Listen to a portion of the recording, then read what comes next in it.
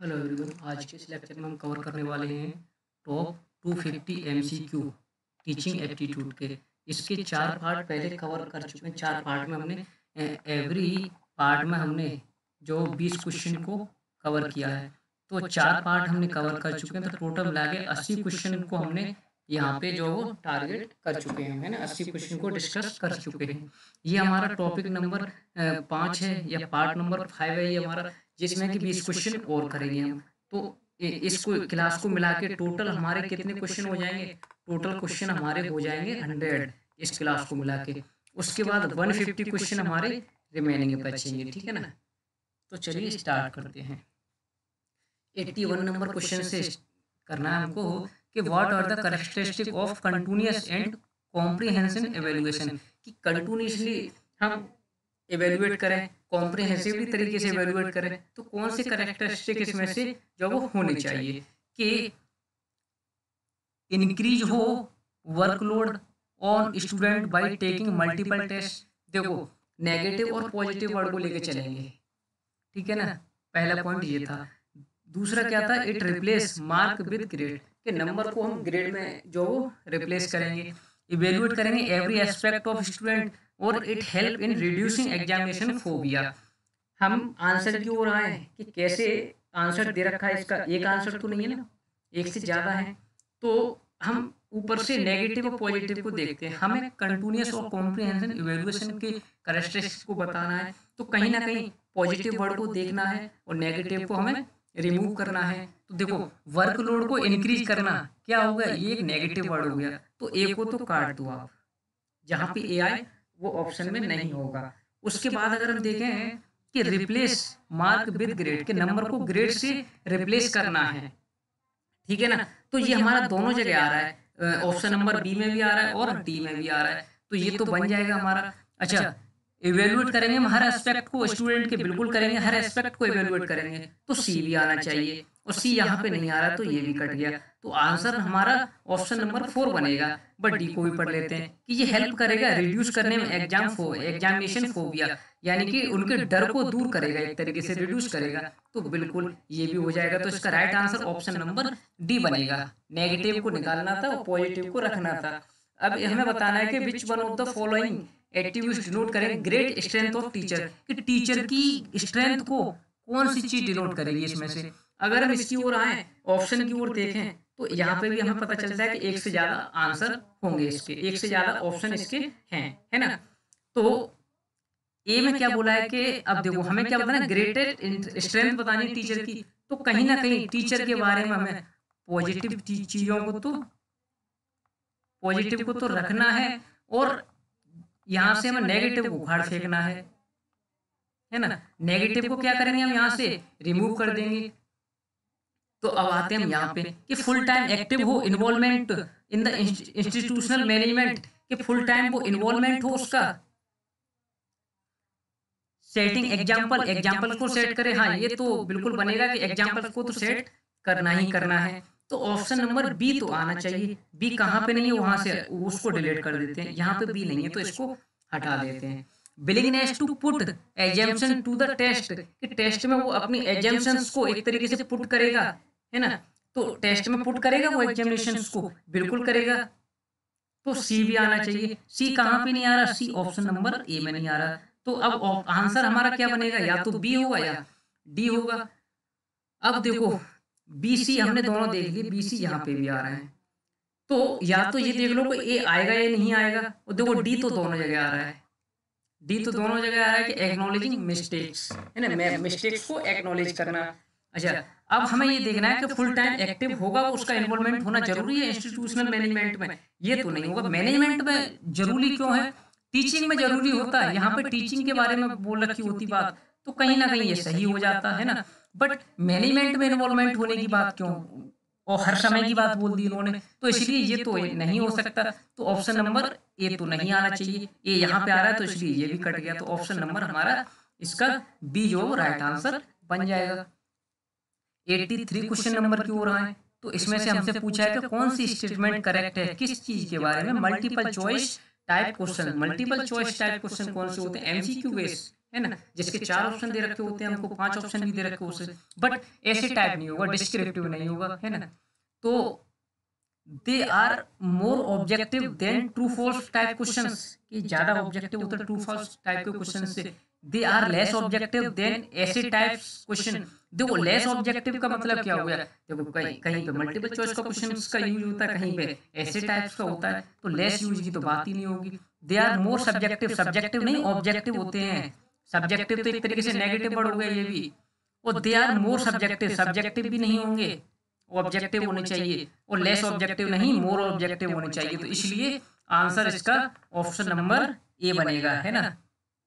Positive और negative के base पे अगर हम करते हैं क्वेश्चंस को, तो क्वेश्चंस का आंसर काफी आसानी से दे सकते हैं।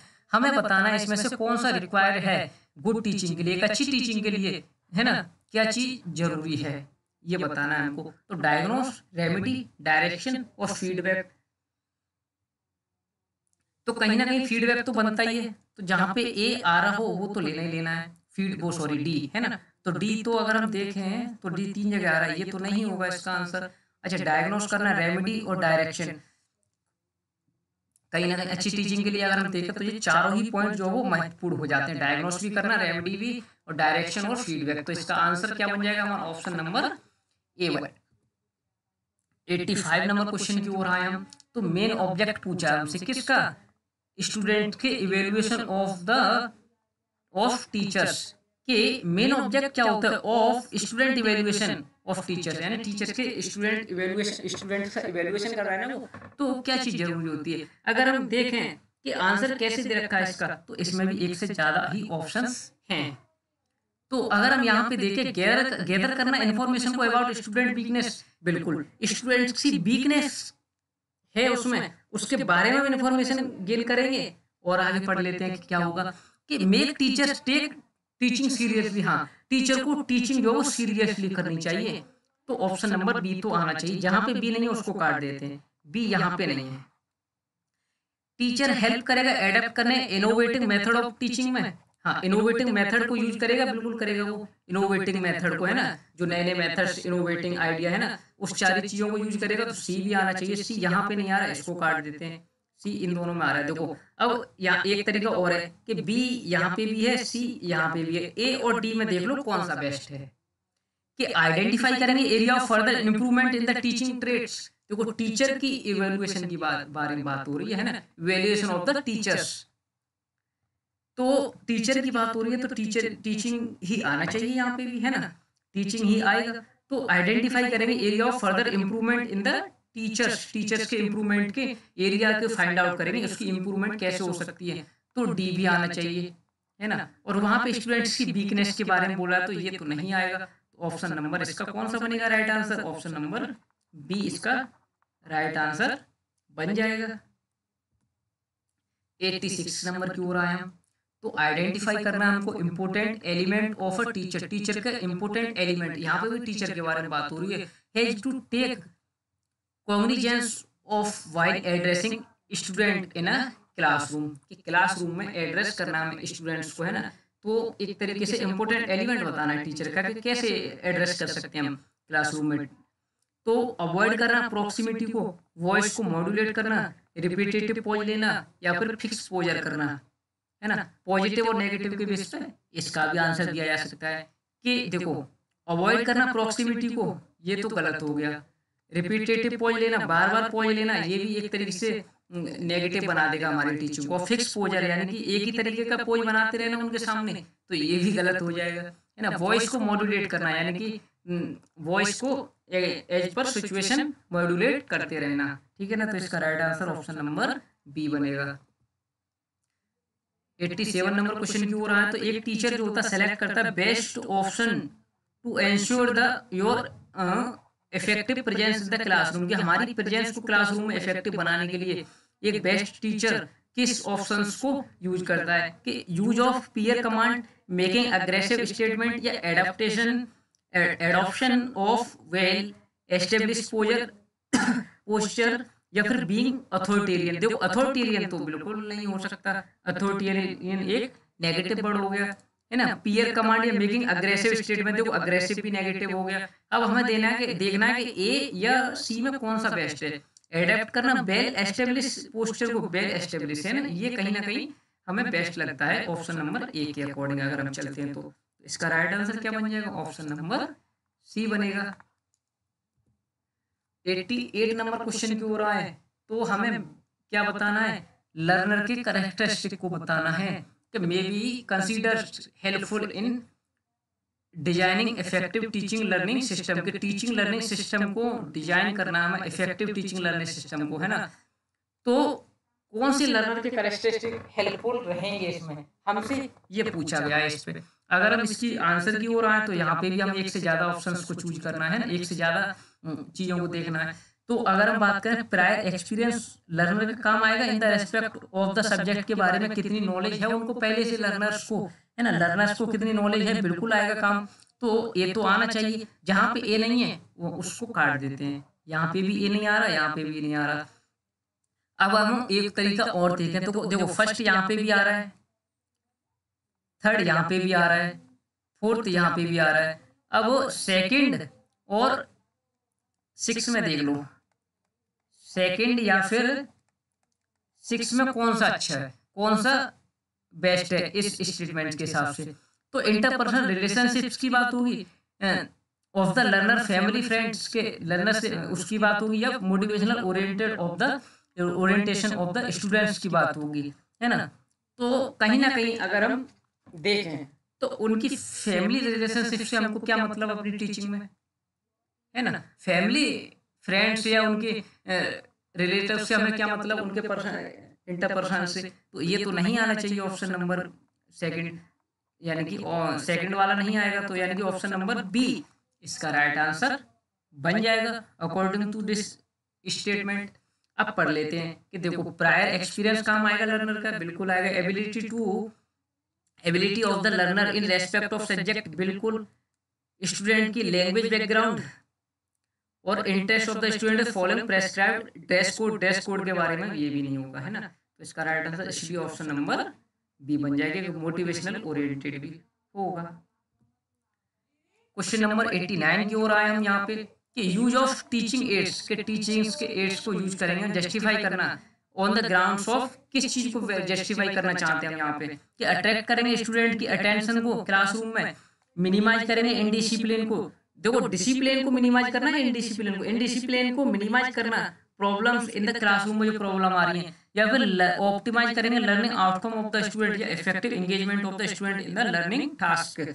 तो हमें क्या बताना था, टीचिंग एड्स बताना था, जस्टिफाई करें जो कि ग्राउंड्स के, है ना, ऑन द ग्राउंड्स। तो अगर हम बात करें ना इस स्टेटमेंट की, जो ऑप्शन सी जो दे रखा है ना हमें, थर्ड वाला पॉइंट दे रखा है, तो मोस्ट ऑफ अगर हम देखें तो ऑप्टिमाइज किया जाता है लर्निंग के आउटकम्स को, क्या लर्निंग के आउटकम्स निकल के आ रहे हैं उस चीज को देखा जाता है यहाँ पे, ठीक है ना। तो इसका राइट आंसर ये बनेगा। आज की क्लास का लास्ट क्वेश्चन करते हैं 90 नंबर के, alternative which of the consider the positive factor, हमें क्या बताना है, पॉजिटिव फैक्टर बताने कंट्रीब्यूट करें जो कि हमारी इफेक्टिवनेस ऑफ टीचिंग्स को, इफेक्टिवनेस ऑफ टीचिंग को बताएं हमारे, है ना, और पॉजिटिव बताना है। तो पॉजिटिव नेगेटिव इसमें देखें हम कि देखो टीचर नॉलेज हो सब्जेक्ट के बारे में, बिल्कुल। टीचर सोशियो इकोनॉमिक बैकग्राउंड देखेंगे इसको बाद में, बट ये तो होगा हमारा। अगर ए कहीं पे नहीं आ रहा उसको तो काट दो, ये यहाँ पे भी नहीं है, यहाँ पे भी नहीं है और यहाँ पे भी नहीं है अकॉर्डिंग टू दिस स्टेटमेंट। अगर हम देखें तो ए तो आएगा ही आएगा, टीचर की सब्जेक्ट नॉलेज ही तो पहला टास्क होता है, हमने पढ़ा भी था टीचिंग के, जब हमने जो कंसेप्ट पढ़ रहे थे ना, डिटेल कोर्स में देख रहे थे। अच्छा दूसरी चीज अगर हम देखें तो उनके बैकग्राउंड, टीचर के बैकग्राउंड यहाँ से रिलेट नहीं करेगा, तो टीचर का बैकग्राउंड तो नहीं आएगा। कम्युनिकेशन स्किल टीचर के बिल्कुल होनी चाहिए, कम्युनिकेशन स्किल नहीं होंगे उसके तो कैसे उसकी टीचिंग इफेक्टिव होगी, है ना। उसके बाद teacher ability to please of the student, ये भी नेगेटिव वर्ड हो जाएगा, है ना। टीचर के पर्सनल कांटेक्ट विद फ्रेंड, देखो पर्सनल कांटेक्ट ये भी नेगेटिव वर्ड हो गया। या टीचर की competence in the managing monitoring of the classroom transactions, transactions का मतलब ये नहीं पैसे से लेन देन ट्रांजैक्शन नहीं, जो वो पढ़ा रहा है ना उस चीज का, एक तरीके से उसकी जो चीज वो पढ़ा रहा है ना, जो भी नॉलेज दे रहा है उस चीज के ट्रांजैक्शन की बात हो रही है उस, यानी कि एक तरीके से हम बात यहाँ पे देखें तो सूचना का आदान प्रदान बोल सकते हैं इसको, सूचनाओं का आदान प्रदान बोल सकते हैं हम इसको, ठीक है ना। ये ट्रांजैक्शन ये वाला है, तो इसलिए ऑप्शन नंबर हमारा डी इसका राइट आंसर बन जाएगा। इस क्वेश्चन इस क्लास में हमने वैसे हम हर पार्ट में 20 क्वेश्चन को कवर कर रहे थे, इसमें हमारे 10 क्वेश्चन कवर हुए। क्यों हुए? क्योंकि इसमें स्टेटमेंट टाइप्स ज्यादा दे रखी थी और यहाँ से कंसेप्ट भी हमें ज्यादा क्लियर होंगे जब ऐसे क्वेश्चन आएंगे, है ना। क्यों होंगे? क्योंकि देखो हम एक ही क्वेश्चन में कई सारे कंसेप्ट को पढ़ लेते हैं, कई सारे स्टेटमेंट्स को पढ़ लेते हैं, तो जिससे हमारी थिंकिंग एबिलिटी एनहांस होती है। थिंकिंग, है ना, कॉग्निटिव चीजें हमारी एक तरह से कॉग्निटिव एबिलिटी एनहांस हो जाएगी इससे हमारी। तो 10 क्वेश्चन जो किए हमने, लेकिन अच्छे लेवल के क्वेश्चंस किए हमने इस क्लास में, है ना। नेक्स्ट क्लास को देखेंगे कितने क्वेश्चन कवर हो पाते हैं। हमारा जो भी एक तरीके से प्रॉमिस है 250 क्वेश्चन का, वो तो हम पूरा करके रहेंगे, ठीक है जी। तो आई होप लेक्चर आपको अच्छा लगा होगा। Thank you so much.